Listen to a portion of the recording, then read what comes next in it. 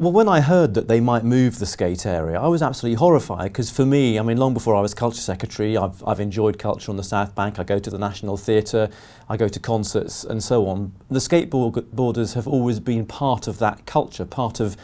our cultural heritage in London and nationally. I hope that it stays as an area for young people to carry on skateboarding in, because, look, I fully understand the reason why any cultural organisation or institution would want to maximise its revenue, not least, in the face of these swinging cuts we're seeing from government when it comes to arts and culture funding at the moment. But to do so on the backs of the skateboarders of the South Bank, who have become such an iconic part of the South Bank,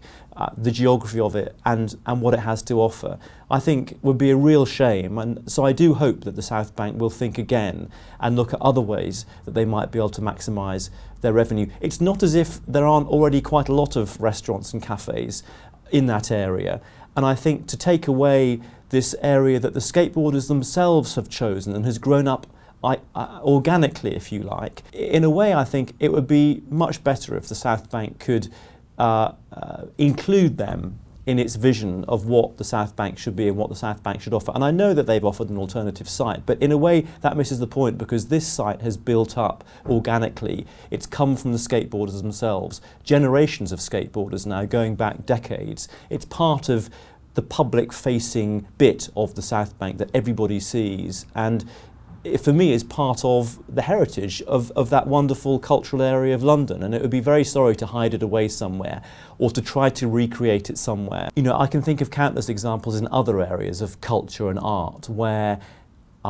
something that somebody else tries to give you or impose on you doesn't actually end up being successful or very creative or very new or very exciting, whereas something that has grown up from the grassroots, from the bottom, organically,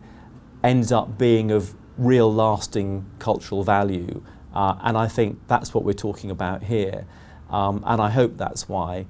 the South Bank will think again.